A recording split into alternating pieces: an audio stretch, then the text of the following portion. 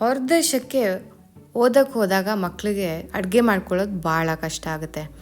ಅಂಥವ್ರಿಗೆ ಒಂದು ಬಹಳ ಈಸಿಯಾಗಿರೋಂಥ ರೆಸಿಪಿ ನಮ್ಮಮ್ಮ ಕೊಟ್ಟಿದ್ದಾರೆ. ಇದು ನಾನು ಕೂಡ ಬೇರೆ ದೇಶದಲ್ಲಿ ಓದಕ್ಕೆ ಹೋದಾಗ ಟ್ರೈ ಮಾಡ್ತಾಯಿದ್ದೆ. ತುಂಬ ಈಸಿ ಮಾಡ್ಕೊಳ್ಳೋಕ್ಕೆ. ನೀವು ಖಂಡಿತ ಟ್ರೈ ಮಾಡ್ಕೊಳ್ಳಿ.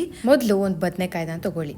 ನಂತರ ಒಂದು ಬಾಣಲೆಯಲ್ಲಿ ಎಣ್ಣೆನ ಕಾಯಿಸಿ, ಜೀರಿಗೆನ ಹಾಕಿ, ಬೆಳ್ಳುಳ್ಳಿನ ಹಾಕಿ, ಎಲ್ಲ ಮೆಷರ್ಮೆಂಟ್ಸ್ ಬರೆದಿದೆ.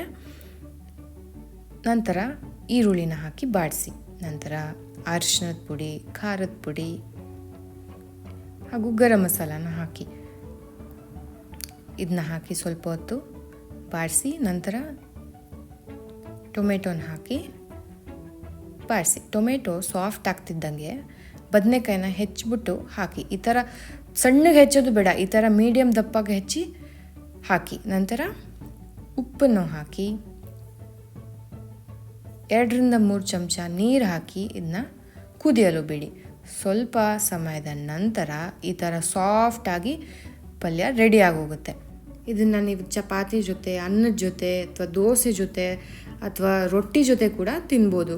ನೀವು ಖಂಡಿತವಾಗ್ಲೂ ಇದನ್ನ ಟ್ರೈ ಮಾಡ್ಕೊಳ್ಳಿ. ಯಾಕಂದರೆ ಅದು ಆರೋಗ್ಯಕ್ಕೆ ಬಹಳ ಒಳ್ಳೆಯದು ಹಾಗೂ ಮಾಡಲು ಬಹಳ ಸುಲಭ. ಖಂಡಿತವಾಗ್ಲೂ ನೀವು ನಿಮ್ಮ ಫ್ರೆಂಡ್ಸ್ ಅಥವಾ ಗೊತ್ತಿರೋರು ಯಾರನ್ನ ಹೊರದೇಶದಲ್ಲಿ ಅಡುಗೆ ಮಾಡ್ಕೊಳ್ಳೋಕೆ ಕಷ್ಟಪಡ್ತಾಯಿದ್ರೆ ಖಂಡಿತವಾಗ್ಲೂ ಈ ರೆಸಿಪಿನ ಶೇರ್ ಮಾಡಿ. ಬಹಳ ಸುಲಭ, ಯಾಕಂದರೆ ಇಲ್ಲಿ ಕೊಟ್ಟಿರೋ ತರಕಾರಿ ಎಲ್ಲವೂ ಹೊರದೇಶದಲ್ಲಿ ಸುಲಭವಾಗಿ ಸಿಗುತ್ತೆ.